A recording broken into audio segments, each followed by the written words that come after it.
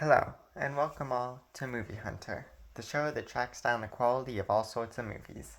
My name is Hunter, and today in the 34th episode, our target is the second movie in the MCU, The Incredible Hulk, produced by Marvel Studios and Valhalla Motion Pictures, and distributed by Universal Pictures. After the release of the 2003 film simply titled Hulk, a sequel was initially planned. However, after Universal Pictures failed to meet the filming deadline, Marvel Studios took over production and decided to reboot the film rather than make a sequel, in order to get the Hulk into the Marvel Cinematic Universe. The director, Louis Leterrier, initially expressed interest in doing an Iron Man adaptation, but since Jon Favreau had already taken the project, Marvel instead gave him Hulk. In April of 2006, Edward Norton was hired to play Bruce Banner, as well as be a writer for the film, being a fan of the comics. Zach Penn, the film's writer, wrote the script to be close to the 1978 Hulk series and the comics. With the Hulk film releasing just 5 years prior, it seemed as though it was rather confused as to the Incredible Hulk's relation to that film, even amongst the cast and crew, with producer Gail Ann Hurd saying that the film was kind of a sequel and kind of a reboot, with producer Kevin Feige clarifying that it was only a reboot.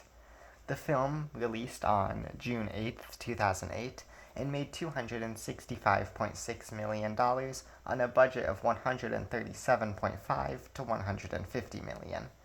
The director was Louis Leterrier, and the writer was Zach Penn. It was based on the comics by Stan Lee and Jack Kirby. The producers were Avi Arad, Gail Ann Hurd, and Kevin Feige. The cinematographer was Peter Menzies Jr., and the music was by Craig Armstrong. The editors were John Wright, Rick Shane, and Vincent Tabalian. The cast includes Edward Norton, Lou Ferrigno, who also voiced the Hulk in the 1996 animated series, Liv Tyler, William Hurt, Tim Roth, Tim Blake Nelson, Ty Burrell, Robert Downey Jr., and of course Stan Lee. The film was nominated for 11 awards, of which it won 1 of. The film's opening credits show Bruce Banner being experimented on and resulting in him being turned into the Hulk and hurting his girlfriend Betty Ross and her father General Thaddeus Ross. As the film goes on, it is revealed to us that General Ross wants to reinvent the super soldier program and now wants to track down Bruce Banner in order to weaponize the Hulk. 5 years later, Bruce is living in Brazil, evading General Ross and the army, and works in a bottling factory. Bruce interacts with the mysterious Mr. Blue through his computer and discusses potential cures for his gamma radiation. When a drop of his blood accidentally goes inside of one of the bottles, Ross tracks him down and sends a special forces team to retrieve him, led by Emil Blonsky. Bruce transforms into the Hulk and defeats the team, although Blonsky survives and discusses Bruce's condition with Ross, ending in Blonsky agreeing to be injected with a similar serum that provides him with enhanced abilities. Bruce returns to Culver University, where he was injected with the serum, and meets up with his ex-girlfriend Betty Ross, where her new boyfriend contacts Ross as soon as he arrives. Ross, Blonsky, and their forces soon arrive to take Bruce in, but aren't able to stop him from turning into the Hulk. When Betty tries to protect the Hulk, she almost gets killed, but Hulk saves her and escapes, turning back into Banner. Bruce and Betty then meet up with Mr. Blue, actually named Dr. Stearns, who helps them come up with a cure for the Hulk. He reveals that he's been synthesizing Bruce's blood samples he sent him. Banner urges him to destroy it, warning him about Ross, but before he can fully explain, Ross and Blonsky arrive and take Bruce and Betty into custody.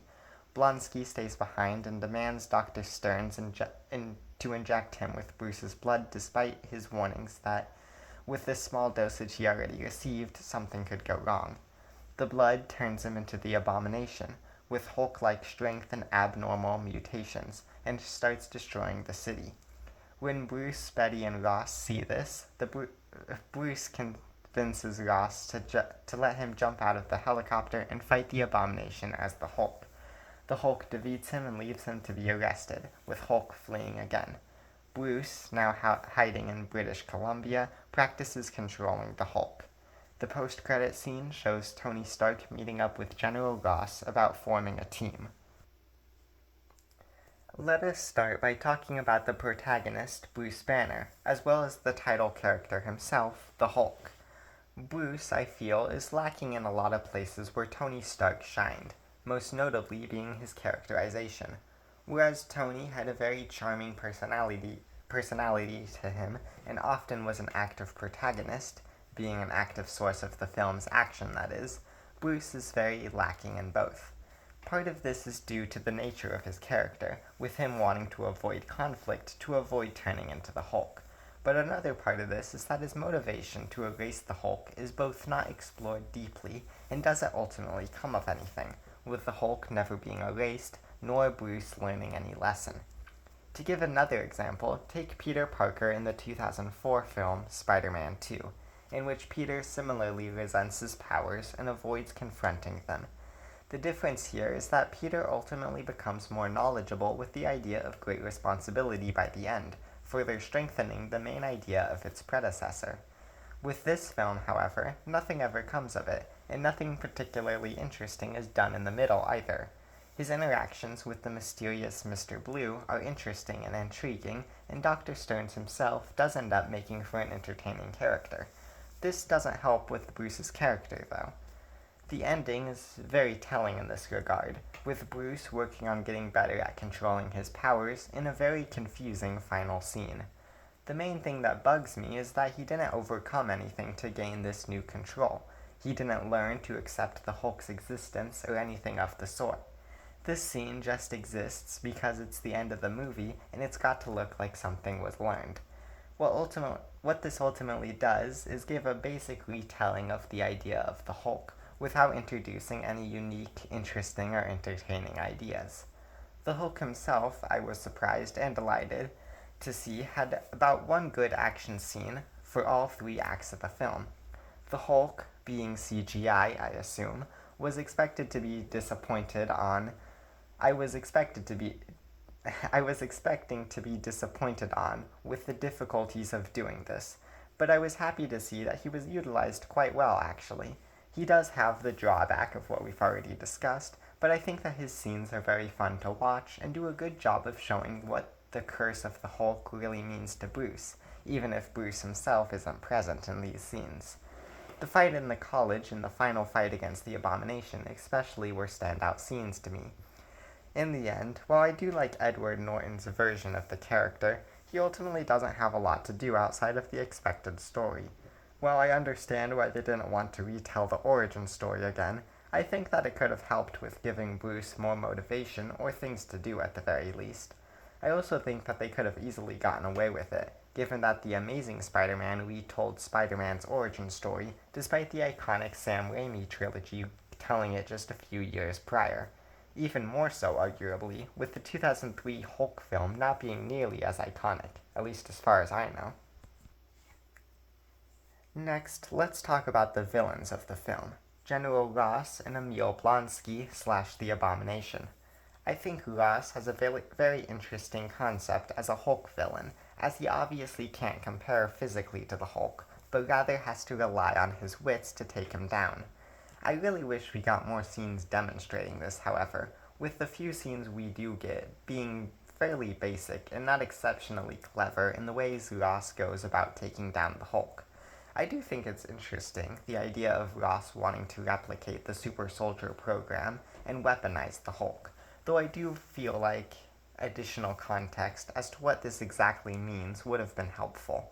Captain America, the First Avenger, would eventually give much more context to this in the future, but as for this movie alone, it lacks that knowledge that is somewhat necessary to the plot. On top of that, Emil Blonsky was given a minor dose of what Banner got and obtained greater physical strength, but does not achieve exactly what Ross wanted. I guess you could argue that he wanted the more monstrous Hulk, but as far as I know anyways, the super soldier program was simply meant to enhance abilities, which is exactly what it accomplished with Blonsky. As for Blonsky himself, he's a fun enough accomplice to Ross. I feel as though the two kind of get in each other's ways as far as screen time goes and being individuals. Blonsky's transformation into the Abomination is really well set up, regardless. I like how, because of the serum he already received, Bruce's blood turns him into a much more mutated version of the Hulk. I think his overall motivation could have been better fleshed out, though. He's supposed to become obsessed with the power of the Hulk, especially after getting a minor dosage himself. But I feel as though there aren't really enough scenes establishing that, or really taking it to the extreme point it eventually gets to. Overall, these two make for fine enough villains that maybe get in each other's way too much, and it would have been better if the film had either just focused on one of them, or had better utilized their screen time. Finally, let us conclude by asking the question, is it worth watching now? In the grand scheme of the MCU, does this often forgotten film really warrant watching? In my personal opinion, I don't really think so. It serves the basic purpose of establishing the Hulk into the MCU, but outside of that, it doesn't deliver a whole lot outside of a basic Hulk story, with a couple especially entertaining scenes, most notably the fight at the college and the final fight. There are a couple of other entertaining scenes too, like Dr. Stearns' character and Stan Lee's cameo, but nothing that really keeps the larger plot engaging throughout. I wouldn't necessarily say that there isn't anything worthwhile here. If you're looking for a Hulk movie, it definitely delivers the bare necessities of one, but if you're looking for an exceptional superhero movie, I can't say that this is going to be your best bet. And if you're just looking to get into the MCU, whether rewatching or watching it for the first time, as far as I know, nothing in this film ever comes back in a major way until the 2025 movie Captain America Brave New World, 17 years after the fact. I give The Incredible Hulk a 6 out of 10 for being a pretty bare-bones story, with nothing that especially stood out in my mind. Everything in the movie really just boils down to being fine. I can't think of anything that's outright bad, but there are very few particularly worthwhile or must-watch scenes, at least in my mind. Maybe worth a single viewing just to see what's going on, but I can't really see myself going back to it anytime soon. Well, that's all, folks. I hope you enjoyed, and feel free to share any opinions you had on the movie. A new episode releases each week, so stay tuned to see which film I cover next. And in case I don't see you, good afternoon, good evening, and good night.